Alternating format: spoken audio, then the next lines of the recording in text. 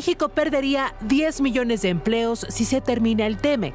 Un día antes de reunirse con la presidenta Claudia Sheinbaum, el representante comercial de Estados Unidos, Jameson Greer, fue claro. Al presidente Trump le resultará difícil aceptar una renovación o incluso una revisión del TEMEC si México no colabora en todas las áreas de la relación bilateral. Este jueves, bajo esa advertencia, Greer llegó a Palacio Nacional para reunirse con la presidenta Sheinbaum, quien consideró que la revisión del tratado y de los acuerdos bilaterales avanzaron en beneficio de ambos pueblos. Aunque a decir de los hechos, no sirvió de mucho la reunión. Minutos después del encuentro, Estados Unidos anunció un arancel del 10% contra México y otras economías por no adoptar o aplicar de manera efectiva la prohibición de importar productos elaborados con trabajo forzado. El TEMEC es toda una arquitectura económica de más de 1.6 billones de dólares de comercio anual. Gracias a él, América del Norte concentra el 30% del PIB mundial. 80% de las exportaciones mexicanas van a Estados Unidos y se estima que más de 10 millones de empleos directos e indirectos en México dependen directamente del TEMEC. Ahora eso está en juego. I would rather not have the USMCA. The primary reason I wanted it was because there was no way out of NAFTA, which was the worst trade agreement ever made, like ever. Aunque habrá TEMEC 10 años más, ahora las revisiones serán anuales, lo que ha generado incertidumbre entre los inversionistas. México captó en 2025 41 mil millones de dólares de acuerdo con la Conferencia de Naciones Unidas sobre Comercio y Desarrollo. Y es que Estados Unidos ha sido claro. Ha denunciado que México impuso un poder judicial a modo que no garantiza certeza jurídica en las inversiones. Y esto también ha hecho eco en México. La última encuesta de Banxico señala que el clima para los negocios también perdió optimismo. La proporción de especialistas que espera una mejora en los próximos 6 meses cayó de 33 a 28%. México asumió compromisos que le obligan a asegurar un entorno estable y predecible para la inversión, con tribunales imparciales e independientes. Con la reforma se ponen en peligro. Washington tampoco separa los temas comerciales de los asuntos relacionados con seguridad. La administración Trump está en una ofensiva directa contra los cárteles y narcopolíticos, mientras que Morena los protege. Azteca Noticias. Pues está complicada la cosa, por decirlo menos. Alberto Aguilar, querido Alberto, ¿cómo estás? Hola Manuel, qué gusto saludarte. Qué gusto, muy buenas noches. ¿Cómo te va? Muy buenas noches. Natalia Torres. Querida, Natalia, ¿cómo estás? Muy buenas noches. Arturo Herrera, Arturo, ¿cómo estás? Es un placer estar aquí con Qué una gusto, mesa como tan siempre. bonita. Muy buenas noches. A ver, aranceles del 10%. Y iba saliendo prácticamente de reunión en Palacio Nacional el representante comercial de Estados Unidos. Alberto, ¿qué está pasando? Porque es una buena no pinta bien noticia esto. ese 10% que nos aplicaron, porque al final de cuentas, como lo dijo Ebrard, pues al final de cuentas no se altera mucho la composición de cómo estaba la estructura arancelaria. El 85% pues sí logra encajar dentro de los términos del TEMEC, y el otro 15% pues es lo que va a pagar un arancel del 10%, que es similar a la otra imposición que se había dado. En ese sentido, me parece que salimos bien librados. Pero aquí lo importante es contextualizar. El TEMEC o el TEMEC, ¿qué está pasando? ¿Va a ser lo mismo? Por supuesto que no. Tenemos que encajar esta situación en el proteccionismo que se está viviendo en el mundo, que esta es una corriente pues, que está imperando, la guerra entre Estados Unidos y China, que es una guerra, por la hegemonía del mundo, y Estados Unidos no va a ceder un ápice. Y en ese contexto está México, con el acuerdo comercial que logramos en 1994, que ya no va a ser el mismo, Manuel. Hagámosle como le hagamos. Va a tener que ir a examen cada año. Cada año. Y bueno, pues el gobierno trata de tranquilizar y dice, no, reuniones muy cordiales y demás. Por favor, vienen condiciones bastante complejas, se acabó el libre comercio. Habrá que acostumbrarnos a los aranceles y habrá que acostumbrarnos a las reglas de origen y acostumbrarnos a que las reglas las fije Estados Unidos en favor de Estados Unidos. Ahora sí podría tranquilizar el gobierno si hiciera lo que le toca, ¿no? Por lo menos.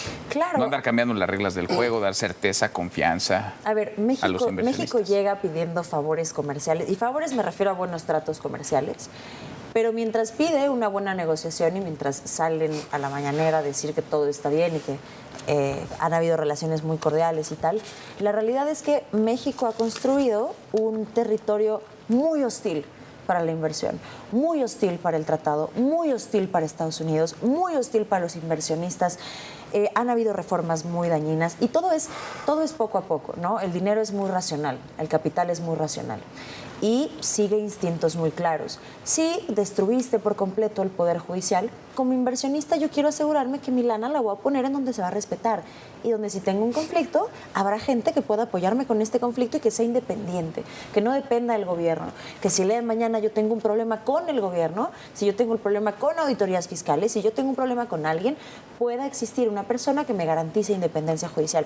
Pero además de un Poder Judicial que ya está cooptado, no solamente por el partido en el poder, sino por el crimen organizado, tenemos ese problema. También tenemos el problema de los organismos constitucionales autónomos. Teníamos a organismos que eran reguladores, que no eran parte del Estado, pero que estaban ahí y que generaban cierta certidumbre, porque al final el TEMEC también tiene ciertas condiciones que piden que el Estado genere esas condiciones en donde México pueda tener instituciones, pueda haber confianza, pueda haber credibilidad.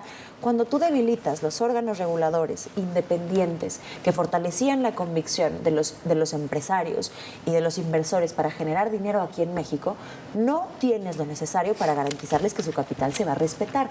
Por supuesto, si tú me dices, o la imagen que me está dando México es, las reglas pueden cambiar del día a la mañana, yo mañana puedo modificar el Poder Judicial, yo mañana puedo modificar el Congreso, yo mañana puedo modificar la legislación electoral. Si tú das esa señal, entonces la gente que está encargada o que quisiera invertir en México va a decir, yo no voy a meter todo mi dinero en un lugar donde puede cambiar las reglas cada 5 minutos. A la gente le conviene que el tratado se revise cada año. Además, frena inversiones, porque ¿cómo vas a depositar una inversión a largo plazo que te cueste recuperarla en 20 años si cada año las condiciones van a cambiar? Tú no compras una casa con un crédito que te diga, hoy la tasa puede ser del 9, mañana del 23. A ver cómo ves. Es un volado. Así no funciona, claro. Demasiada incertidumbre, Arturo. Demasiada.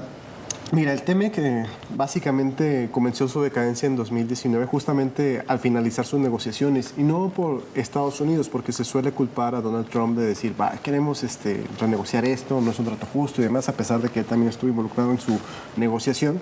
Pero resulta que cuando el TEMEC se firmó, como mencionaba Natalia, había unas instituciones que el TEMEC amparaba, ¿no? Estamos hablando de un Poder Judicial autónomo y profesional de carrera, estamos hablando de un Instituto de Telecomunicaciones que también se eliminó al llegar a este nuevo gobierno, estamos hablando de la Comisión de Competencia Económica, la COFESE, estamos hablando de una serie de instituciones que no solo existían en la Constitución, sino que también se les pedía que existían en el TEMEC para garantizar el trato igualitario tanto a las empresas estadounidenses como a las canadienses como a las mexicanas, porque dicen, oye, ¿cómo es posible que seamos socios comerciales y en tu país resulta que tienes un poder judicial que es a favor del gobierno y donde mis empresas de Estados Unidos o de Canadá van a perder? ¿Por qué? Por antojo del gobierno. Y no solo empresas de Estados Unidos y Canadá, sino que las propias empresas mexicanas, cuando no se alinean a lo que el gobierno les requiere, pues simplemente las empresas van a decir, oye, pues ¿cómo le vamos a hacer? Tenemos el Poder Judicial en contra. ¿Cómo voy a invertir en este país, en mi propio país? Si resulta que si hago una inversión me van a inventar créditos fiscales, me van a hacer doble tributación, me van a hacer una serie de cosas. Me van a perseguir, me van a extorsionar. Que si finalmente llego a tribunales aquí en México porque soy empresa mexicana, esa es una ventaja que sí tienen las empresas americanas y canadienses que pueden irse a tribunales en sus propios países, el TEMEC lo permite, pero las mexicanas no. Entonces, toda esta violación sistemática del TEMEC afecta más incluso a México que a Estados Unidos o Canadá. Sin duda, porque además ahí están las decisiones, desmantelar los órganos autónomos, dinamitar la división de poderes, cooptar, tripular el Poder Judicial, pasa un costo a la confianza, a la certeza, a las empresas, a los empleos en México de mexicanos y en México que generan empresas extranjeras y ese marco queda muy endeble, está muy frágil. Sí, justamente, Manuel, como parte del discurso populista que escuchamos todos los días en la mañanera y con entrevistas de distintos funcionarios, dicen, bueno, es que como el TEMEC no se va a poder negociar este año, eso es lo que está motivando que la economía no crezca. No crecemos y no hay inversión porque tenemos incertidumbre con el TEMEC. Y ojo con ese discurso, porque esa es una parte de las variables. La otra variable es la que acaban de mencionarse.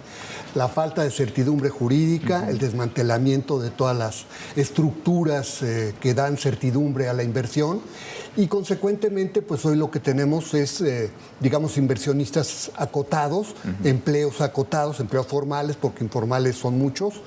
Y en ese sentido, pues crecimientos pírricos, 0.8 en el sexenio pasado, 1.1 este año, en fin, creo que así va a seguir. Oye, con todo el mundial. Y con todo, bueno, el mundial se desaprovechó completamente por la falta de promoción, Manuel. No impactó en México para bien. Cero.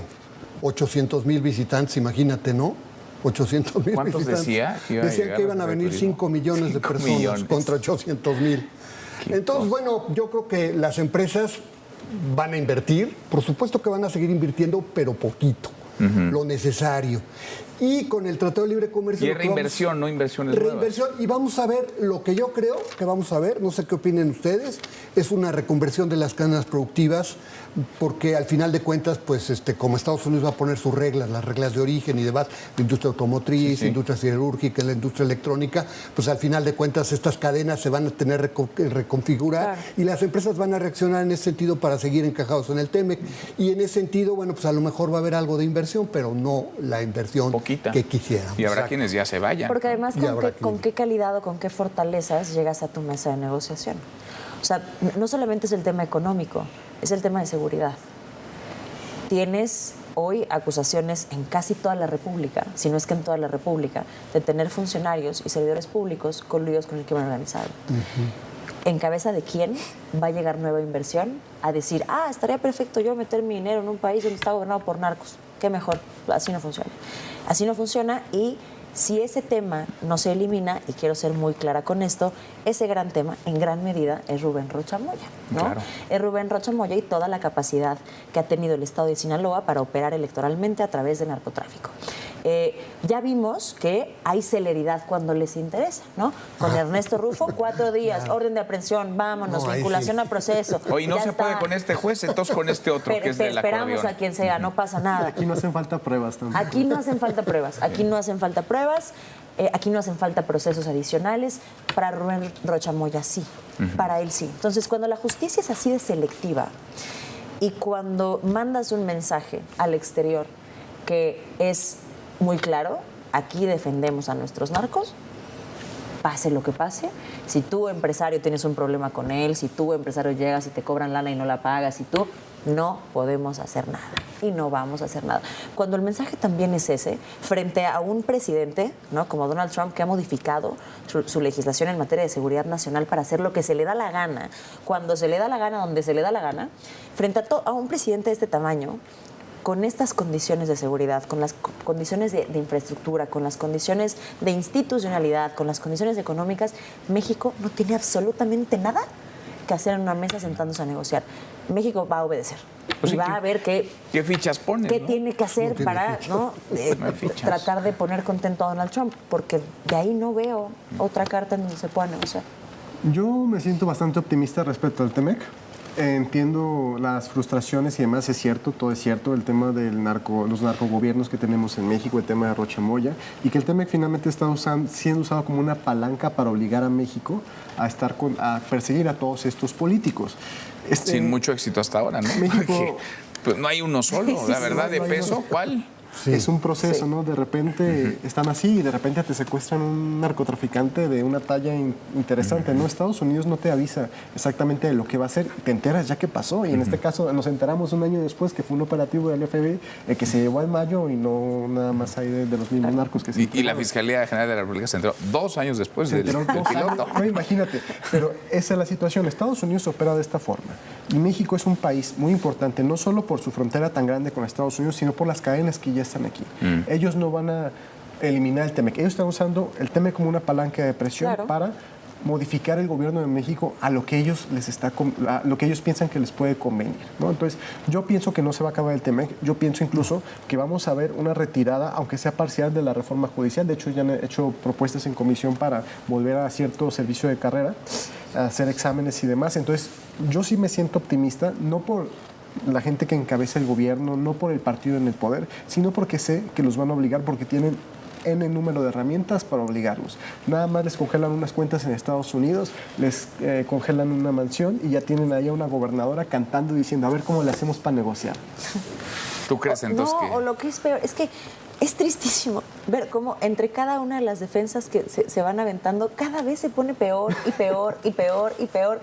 Sale Harfuch a decir, bueno, es que en realidad no se hace nada en las mesas de paz, ¿no? O sea, no hay tanta información. No sirven para nada, casi. Entonces, ¿qué estás haciendo? Entonces, ¿qué hacen? O sea, quieres tratar de justificar a una gobernadora que, cometiendo traición a la patria, ¿no? Con base en el Código Penal Federal, planea tener cierta relación con agentes del FBI para darles información por beneficios personales, con temas de seguridad nacional como los que se manejan en las mesas de paz, donde están convocadas todos los cuerpos de seguridad de todo el país, de todas las entidades, ¿no? Y cuando sale esto a la luz, lo mejor que se les ocurre es que el secretario de Seguridad diga, no, pero no se preocupen, no se ve tanta chamba en las mesas de paz. Es sorprendente cómo se atoran una tras otra, tras otra, tras otra. Y su defensa nomás lo pone peor.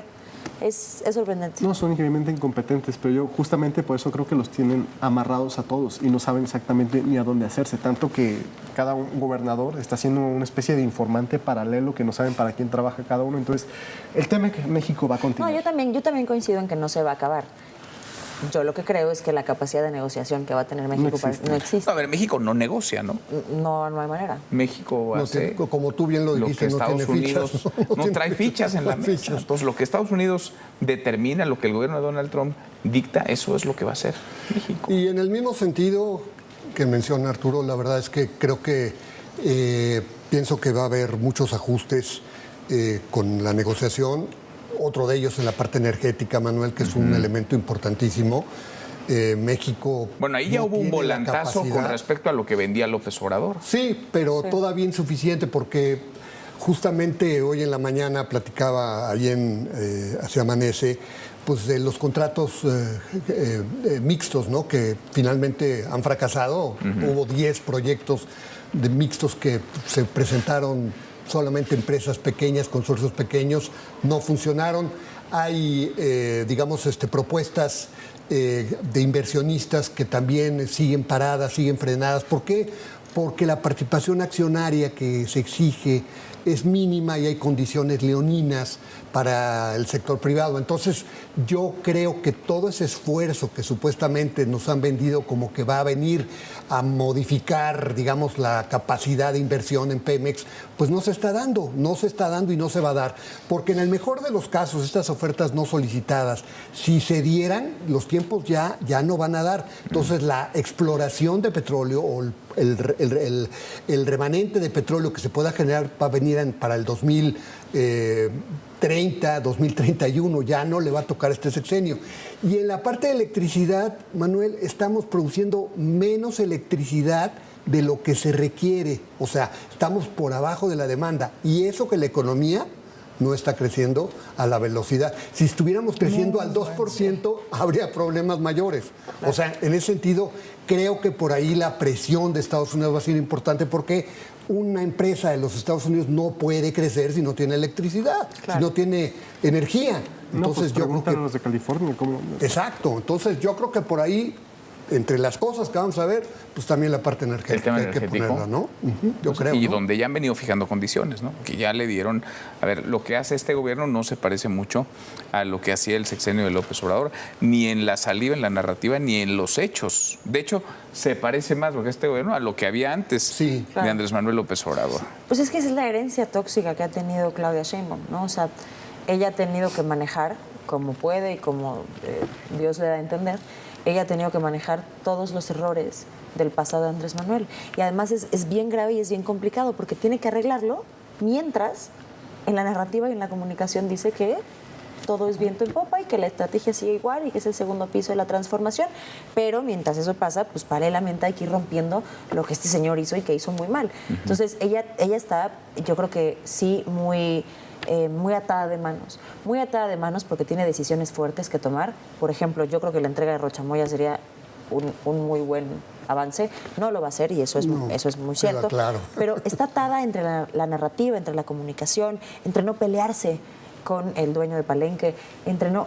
todo ese tipo de cosas las tiene atada de manos. Y además, un presidente con la fortaleza, y me refiero a fortaleza internacional, independientemente si estoy o no estoy de acuerdo con lo que esté haciendo, con la fortaleza y con la imagen y con el poder de Donald Trump, es una muy mala mezcla, muy mala mezcla. Así. ¿Coincides, Arturo, o no, en que van juntos el tema económico y comercial con el asunto de seguridad? Va todo, o sea, es una palanca. El tema es el pretexto para decir al gobierno, haz todas estas condiciones porque el 80% Pero ¿y si no? de las exportaciones de ¿Te México. castigo? Si no te castigo, si no te pongo aranceles o si no te pongo impuestos a remesas, que dependen mucho de las remesas en México. O sea, Estados Unidos tiene una cantidad de herramientas grandes. Y algo que me ha parecido muy interesante, y lo he visto con varios amigos analistas económicos, es que Estados Unidos quiere empezar a bancarizar México. Eso es algo que casi nadie menciona. En México tenemos bancos principalmente españoles y mexicanos. Si te fijas, hay muy pocos bancos, de hecho no hay bancos estadounidenses aquí. ¿Qué pasaría si de repente Estados Unidos... Citibanamex, ¿no? ¿Qué? Era el único estadounidense, pues ya no está. Ya no. De hecho, hace poco una sociedad ya compró el tema del buró de crédito en México y dices, caray, ¿por qué están haciendo estos movimientos? A mí como economista se me hace raro. Yo creo que quieren entrar a México a través del sector bancario y ahí sí van a poder controlar a cantidad de políticos que quieran. Pues veremos. Vamos a ver. Gracias, Arturo. Natalia, gracias. Gracias, Manuel. Muchas gracias, Alberto. Hasta mañana. Pásala muy bien.